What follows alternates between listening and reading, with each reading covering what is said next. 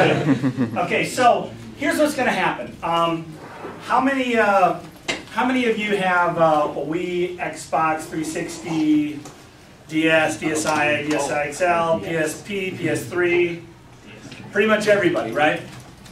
We've got different stations, and what we're going to do is we're going to have you go around to each of the stations. At each of the stations, there's a little script that you can type in, or you can watch somebody type in, or you can, it's already complete. So it's kind of like a cooking show. You ever see one of those cooking shows? Basically what happens is they're going to have you mix up the ingredients, but they've already got the pie underneath the counter. So they're not going to make you wait to install something. For example, they'll show you where to go to get a piece of software. They'll have you click on it, start the download, so that you know exactly what buttons to click, but then they're going to have you cancel out of it, right? Now, for most of you guys, you're pretty technical. That's a no-brainer, right? The key that I want you to walk away from these activities with is what can you do to protect yourself. We're going to show you some stuff that we will not tell you how we're doing it necessarily, okay?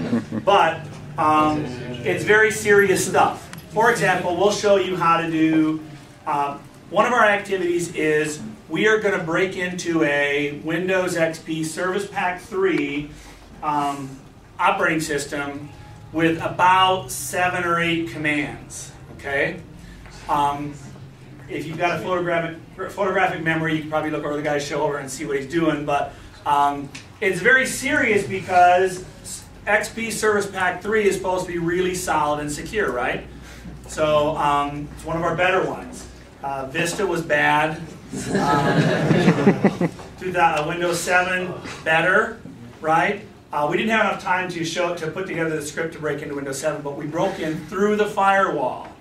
So we're breaking in through a firewall into Windows XP Service Pack 3, and we'll take your picture, record your any noise that's going on, take a snapshot. That's one of the cooler ones. If you see there's a lot of people around Casey who is doing that station, monitor the other ones. Now, what you're going to have to do is I want you to stop by every station because there's a whole story that we want to tell. And the story that we want to tell is this. First of all, you start out with strong passwords with Rosie, right? She's going to give you some easy ways to create a memorable, strong password. What's the most common password if you do go and survey a corporate environment or whatever? What's the most password? Birthday. Not birthday. No. What? God. Password. Admin. Yeah, pet names would be common too. But those are there's 5 real common ones. God, password, a swear word. You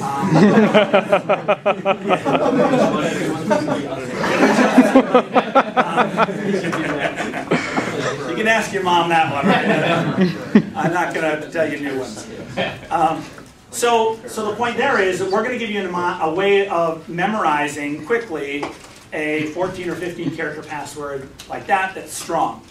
Okay? Then you're going to go and you're going to stop by the station where we're going to show you, again, there's a line that we don't cross. We will show you how that we crack a password. But we're not going to teach you how to crack a password, right? There's enough YouTube videos out there for you guys to go learn that yourself, but we will show you how to crack one. The next station is going to be, how many people use virtual machines? Anybody? Okay. So the next station, we want you to go to a virtual machine station. That's going to show you that, what movie was that? Inception? Are you guys old enough to have seen Inception? Yeah? So a world within a world, that's what a virtual machine is. And so we'll show you that we can have a world within a world that's much more secure. And actually, Mr. Bowen is going to teach you how to do that. There's actually, I think, 2 virtual machines and 2 USB sticks. Anybody have a USB stick with them? Okay, do not stick it into anything. Okay. All right? Now, I mean, we joke. Seriously. I already told him about the the drinks in there and that $25,000 a K that Daddy will have to come up with for the forensic equipment, so. Or mom, yeah, whichever. So here's the deal. I tell this to my students. Rosie's in the master's program. I told it to the master's students. So this, you're not, it's not because you're high school students. If you think that you shouldn't be doing something here on a computer, then don't do it. If you think you're cool and you're going to show me how, you know, you can do something, you'll be busted, okay? No questions asked. You'll be embarrassed. You know, I won't be. I gave the, actually we have, in this room typically is the criminal and justice. So when the master's students come in, I say, I'm going to go have Professor Barnes, he's like 6'5", you know, police officer, carries a gun. I'm going to have him come in here and take care of the arresting part, right? Because we seriously, on a serious note, all joking aside, we can do things with our equipment, and there's software on there that we're not telling you anything about that will wreak havoc anywhere you go. So, therefore, we're going to show you a taste of what we can do here at U of D, and we're going to show you a little bit of the stuff, the software that we have. But if you wander around, then you're seriously going to get in some major trouble because you'll do things that you just don't want to do. Okay, fair enough? Everybody agree? Okay, so the USB on a stick thing, we're going to show you how you can create a bootable USB stick with Ubuntu on it. Who knows what Ubuntu is? Okay, cool. Show you how to create one. We're actually loaded up as a door prize, 4 or 5 of them with Ubuntu 10.04.1. All right, so you can pop them in and use those. There's a couple other stations. One is if you got an old computer. Anybody got an old computer that's like, it's got like 25 meg hard drive and not that old. 98. And it's not really good for anything. We're going to show you at one of the stations, this is our kind of cool stations, how you can take that box, restage it with Ubuntu, put a very small piece of software on it, put a very small piece of software on your laptop, and then create a secure tunnel from wherever you are. If you're at Panera Bread or Burger King with a wide open wireless, log it into your Facebook account. We're going to show you how you can prevent people like us, or the bad version of the people like us, from getting into your stuff. Okay, so we'll show you how to create a secure tunnel from there to back to your home, and then your home internet will be the provider. Okay, it's not something that you can easily figure out yourself, but we've been working on it in the grad program for about 2 or 3 months, getting it fine-tuned. We've got 2 versions of that. So we've got 2 versions of most of the stuff, except for the one where we break into the, okay? We've got 1 version of that, because it's kind of finicky, all right? Doesn't always, if something doesn't work and something happens, because that happens around here, you know, things don't interact, security software, security tools are open source generally, they're very prickly. If something happens, just move to the next station, and then we'll fix it and come back, okay? So, having said that, oh, I'm sorry, there's also around the corner, straight out here, down the hall to the left, we'll have somebody stationed and telling you. There's a big room with a giant TV on the floor and 2 giant TVs up here.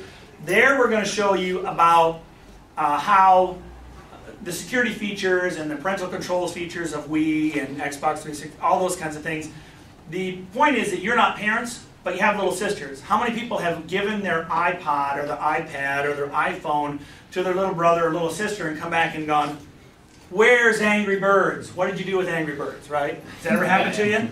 Before you give it out to your buddies who are going to play jokes on your little sisters and brothers, then there's settings that you can make that will restrict them from doing the things that you don't want them to do. Okay? So even though you're not parents, you'll be able to learn how to do that kind of stuff. Okay?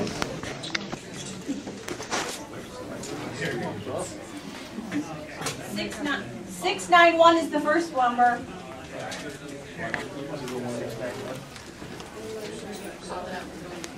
730.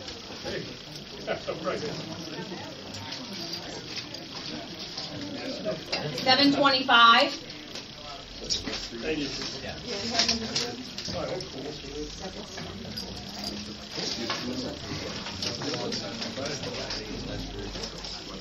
709.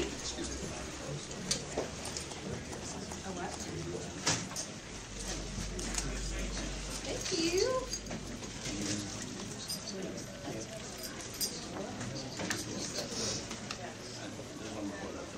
669.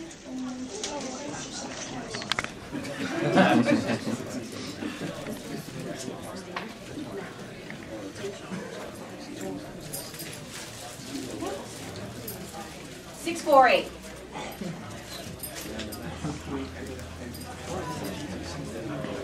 Yep. 6, 7, 6.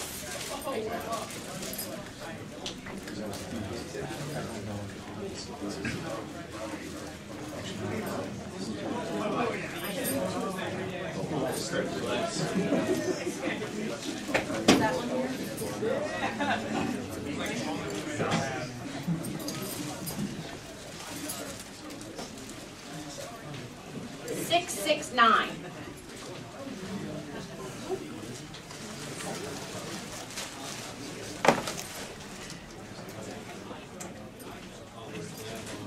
6, 9, 1.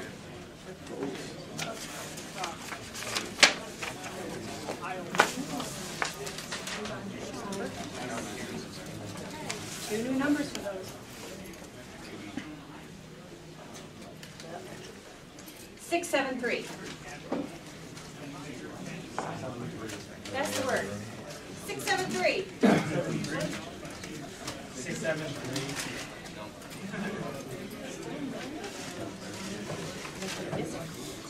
6, 5, 3.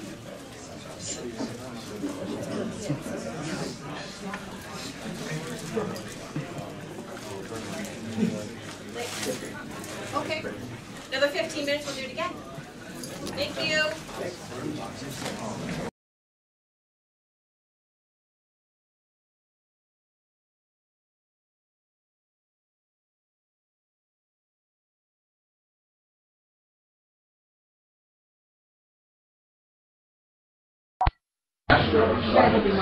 Okay, ladies and gentlemen, I'll go ahead and get started. And for those that don't know me, I'm actually William Bowen, and actually an adjunct at this university. So now I'll go ahead and show you guys a little bit about virtualization and Virtualbox. And first thing a lot of people want to know is, why use virtualization to begin with? Well, if you're a tester or coder, you don't want to contact the reboot machine every single time you change a line of code. Well, virtualization pretty much allows you to test everything on one machine and even run different web apps from one machine. So the next thing people want to know is how we actually be able to use virtualization or actually go about doing it. Well, first thing you want to do is you download a virtualized image, download a Linux ISO file, and you can get those from linuxcdlist.com. And then for this example, I'm actually using Virtualbox, which you actually get from virtualbox.org, and of course in their download section. So right now, I'll actually minimize this, and now we're back in the Virtualbox. So with Virtualbox,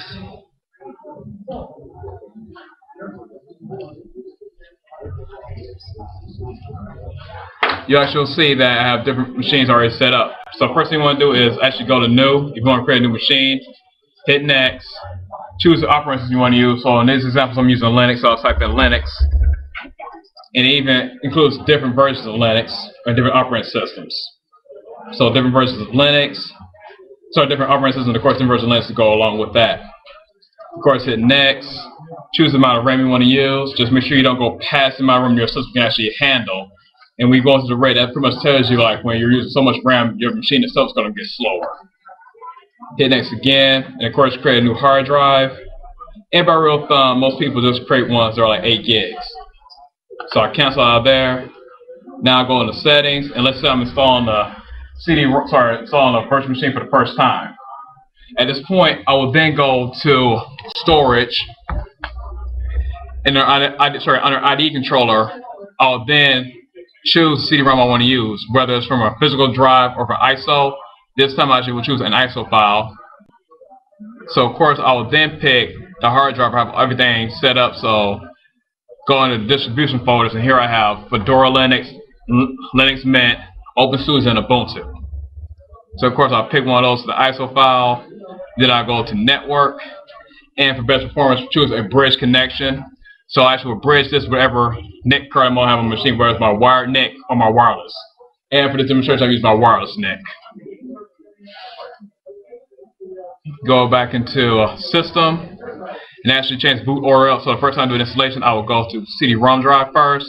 But since it's already installed, I'll now go to hard disk. So let's say a hard disk is already installed. Make sure hard disk is set so it won't try to constantly go back into CD-ROM and try to install it over and over again. Instead of go to hard drive once everything's installed. And finally on processors, to get full performance, make sure you have enabled PAE VX checked, as well as the enable VTX AMDV, and of course enable nested paging. So I cancel all that because I already got that set up. So without further ado, I'll start it up.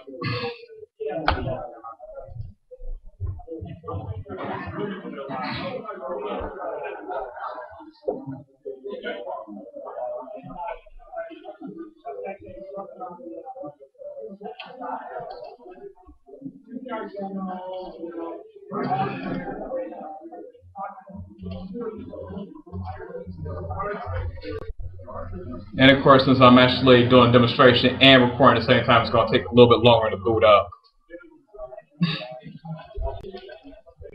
And ironically, since I yell at for taking so long to boot, it boots. And one rule of thumb, of course, with Windows machines, you want to make sure you have a strong username and password, as the other speaker will mention later on. Use the same philosophy when you go into Linux. And better yet, make sure you have a different password this time when you're in Linux than you will on your user machine or your regular Windows machine, because you give yourself extra layer of security. So let's say if someone actually does manage to get your hard drive or your laptop or your desktop, they will first have to crack your Windows password, and then on top of that, crack your Linux password on top of all that. And then even further, have to crack your root password and so on. So of course, I'll go ahead and type in the password for my Linux machine and log in.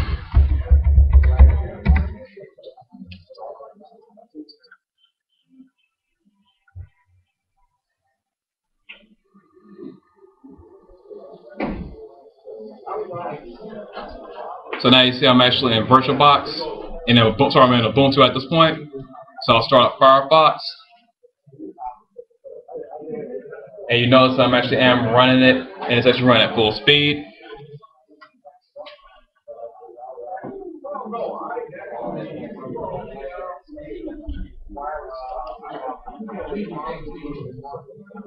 Sometimes you have to edit the connection.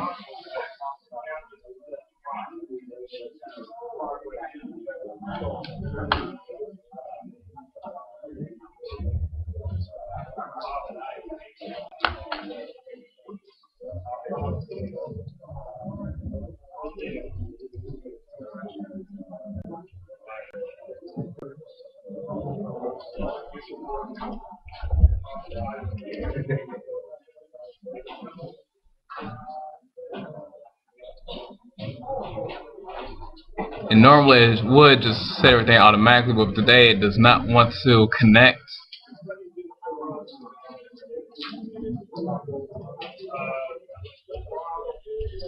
You can also go to the software center once you have your network connection set up. And then likewise, go ahead and download and install different applications to your Linux machine that you don't already have installed on there to begin with. So on the internet, of course, you have your browsers, like Firefox and of course Chrome.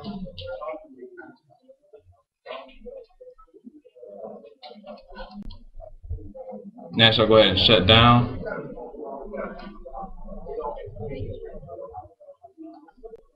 Because a few more things I want to show you guys. And of course, one of the nicer parts about everything being a virtualized environment, let's say you make a mistake on here, well, everything's going to be saved content as a .pdi file. So let's say you actually are trying to write code, and so it's going to be used out in production. What you want to do then, of course, would be to save that PDI file at least once a day.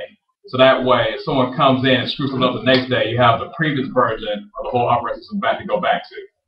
So it kind of goes back to the idea of doing your daily builds and your smoke testing. Always keep yourself backed up, so if anything fails, you always make sure your data is available.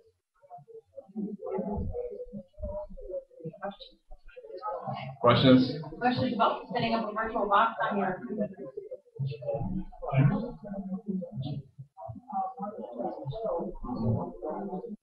Any questions? Sure. So Oracle Virtualbox is proprietary or is it open source? Or is it open source? It's, at this point, it's kind of like a mixture of both. It's open source, but it's actually being sponsored by Oracle. Okay, kind of like they picked it up and they pick up some. Yes. I'm gonna do another. And ironically, one thing I'm actually surprised at, but I'm actually glad that they did, was they definitely improved the network capabilities, especially for the Windows version. I know that they had that great discussion, I guess, or dispute with Open Office. Right. They're still sponsoring Open Office, but It's actually branched off to LibreOffice because actually, although I found out later on we weren't going to have time to actually go through a full presentation as I originally had it set up, I actually built the PowerPoint slides in LibreOffice. This is what it actually branched off into. But I didn't want to bore everybody to death because I know it's going to be a lot more comments. So instead of me giving everybody this static 40-page PowerPoint presentation, I said, let me just do a live description. It takes about 10 to 15 minutes to get done. Any other questions? Is that Sure. Is that freeware or shareware? Or is it shareware? It's open source means free. So basically, just go to the website, go to virtualbox.org, download it for free, and do whatever you want with it. Yeah. On how to create a secure password. This is our password right here. Yeah, this is our password, and the key is to a way to remember the password. So we start out. The way that we came up with this password is that first we thought it was a hobby. Our hobby is basketball. It says think of something memorable about that password. John Sally. Okay. It says make a sentence out of a memorable aspect of that hobby. Okay, we're going to use the first word, the first letter in each word of the sentence for the sentence. Okay, John Sally became a vegan after he ate some hamburger before a game and got beaten by a less talented player. That's how we came up with the password. You came up with the phrase after the password or the password from the phrase? We started out with the hobby. It's like, how do you make up a sentence? Like a sentence that you can remember and make a sentence out of. So we started with basketball. Let's say you like basketball, that's your favorite sport. Then from that, like let's say your favorite player is John Sally. So that's how we started with the password. So then you think of something that make you remember something about what John Sally did or something that he said. So that's how we came up with the sentence. So I see there's no numbers in there though. right, then you can interchange and make it even harder than what it is. Okay. By changing, let's say like the A's in the sentence, let's say they're ones or twos. Instead of making JSBA, just make it JSB1 or something like that to change it up, to make it interchangeable, to make it even harder than what it is. So that's the way that we came up with the first one. The second one is by taking two words. This one, is, just to make it simple, was we chose house and plane. So we took the H, we started with the H, and then we went to the P, then the O, then the L, to make a password, and take it all the way to the end for the E. So that's how we came up with the second password. So, and even to modify this, you can change it up by making letters, putting numbers in there. Let's say like your E is, let's say 5 is going to be E. So instead of using the E's, you can change it and make 5 and the E or something like that, just to make it even harder. You can also check the password, the strength of your password. Microsoft has if you go on Microsoft website, you can go and check your passwords and they'll let you know if it's weak or strong. And you can keep on trying until you get it strong enough. But the hard part is trying to remember it.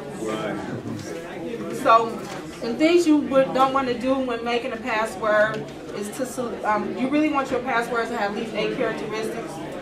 You never want to use you never want to use the username in your password. You never want to make the password the same as your username.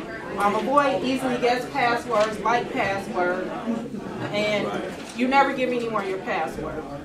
Another way to make up a password that you can remember, like use a song lyric, verses from the Bible, poetry, and to memorize literature.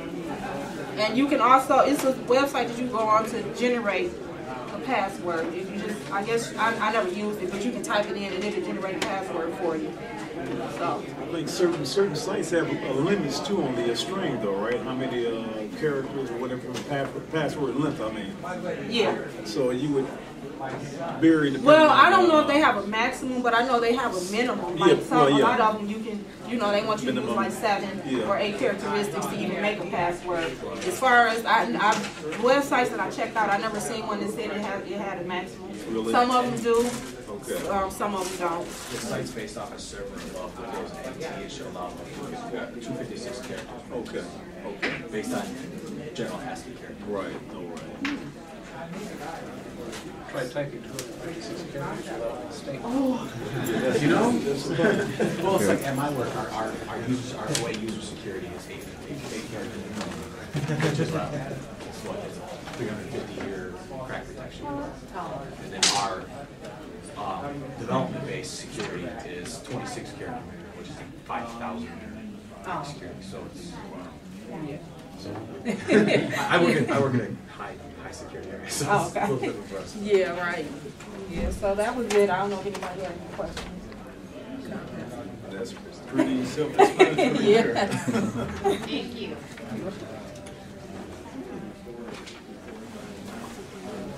That was it. He did.